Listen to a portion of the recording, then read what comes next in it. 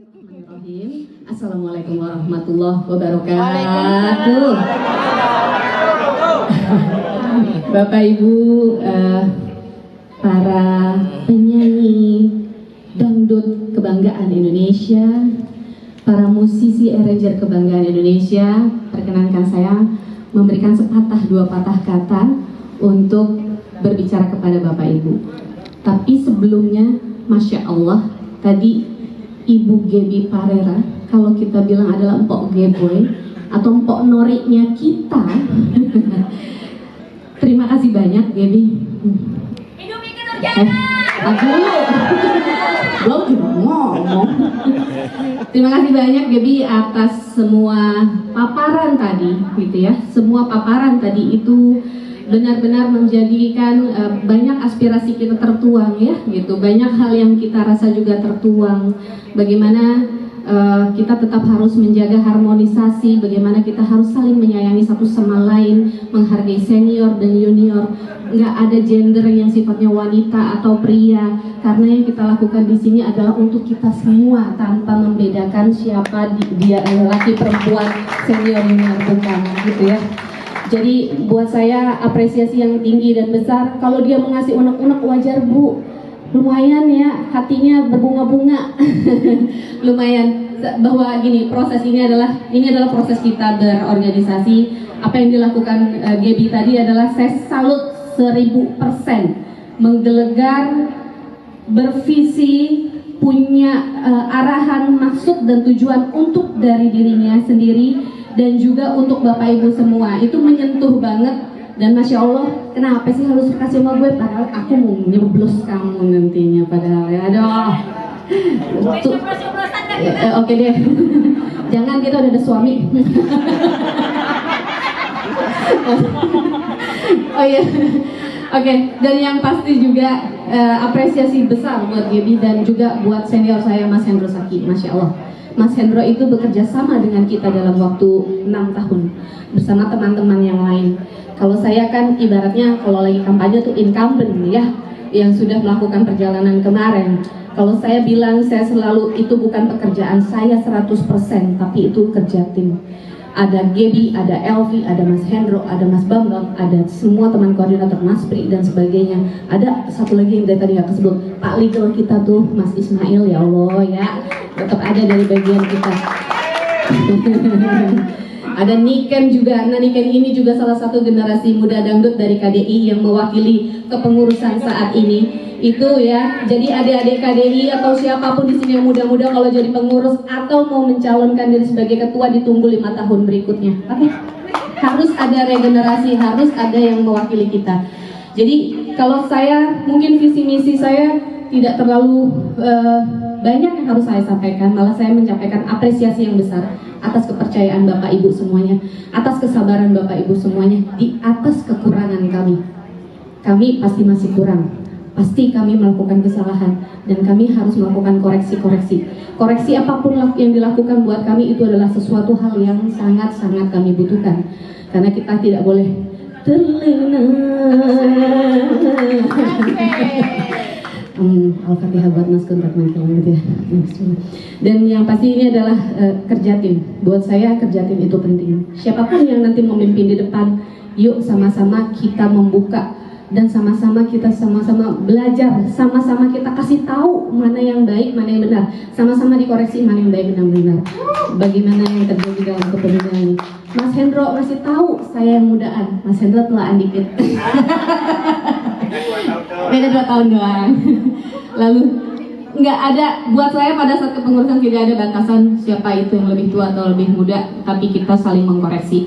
Dan Bapak Ibu semua, bahwa kalau bicara performing, mungkin kalau boleh saya sharing sedikit, sebenarnya pengen sih ngembangin gitu, misalkan uang Bapak Ibu yang ada gitu, misalkan ya, yang ada di kita di account. Kita selalu menaruh uang kita di account.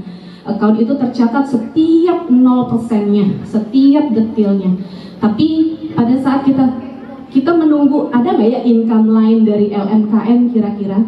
Atau saya pernah sounding, perlu nggak ya misalkan sebagai performing itu kita kan suka lagu-lagu kita yang zaman dulu tuh suka ditayangin lagi tuh versinya. Umi suka ngeluh juga ya Umi ya, di YouTube dan sebagainya.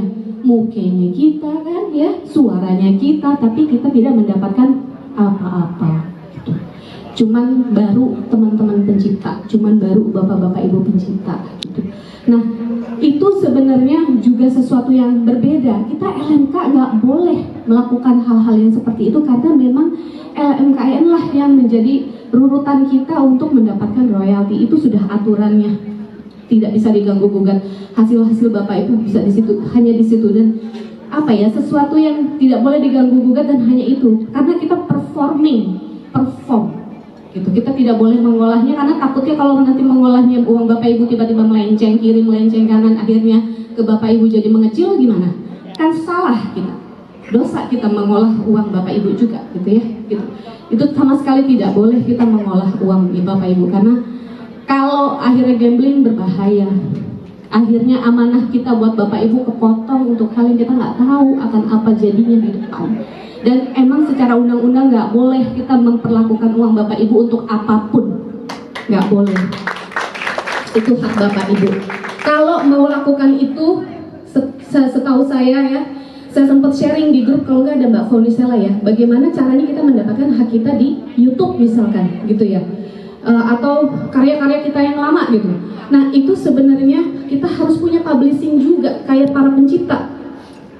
Para pencipta itu enak punya publishing ya mas ya.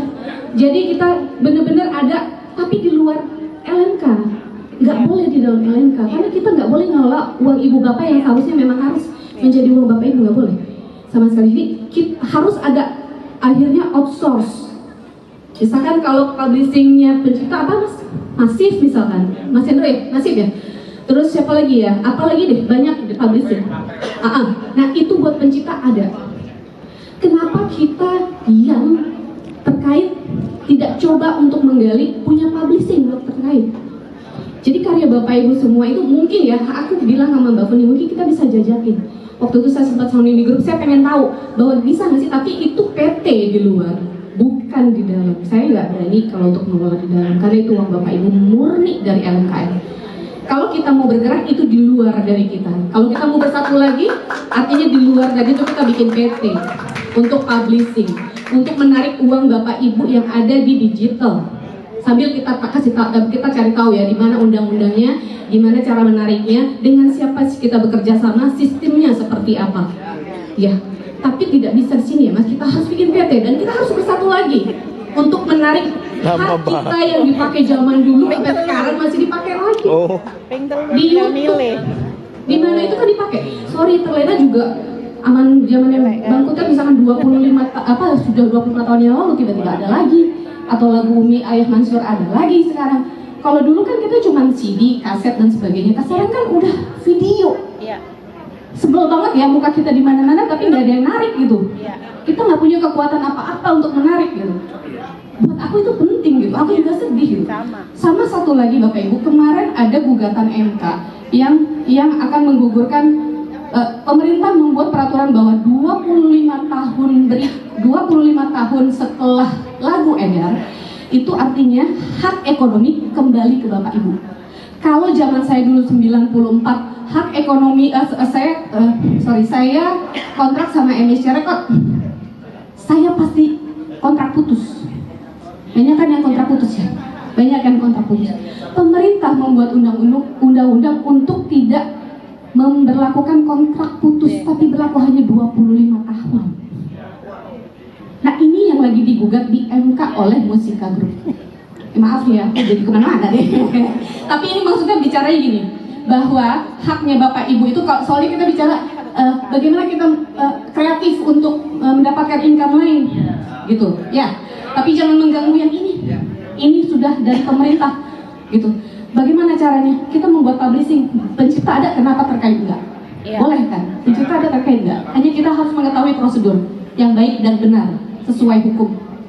Lalu yang pasti lagi, kalau misalkan karya saya, setelah 25 tahun, jujur aja, kalau zaman dulu kan kita pengen cuman gimana caranya anak saya nyanyi, anak saya rekaman, terus terkenal. Maka kontrak pun nggak kita detail. Ya, betul. Kita padahal juga, siapa korban? Oh udah. Saya mencontohkan diri saya aja ya, maksudnya ini biar clear. Oke, itu aja. Semoga kalau saya sudah paparan tadi bagaimana kinerja saya, tapi saya punya alternatif di luar, tapi bukan buat di sini. Karena di sini adalah haknya Bapak Ibu untuk Bapak Ibu dan saya bekerja untuk Bapak Ibu. Lillahi ta'ala. Assalamualaikum warahmatullahi wabarakatuh.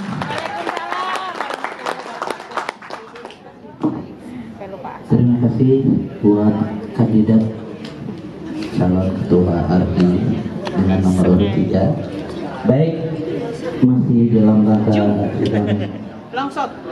paripurna.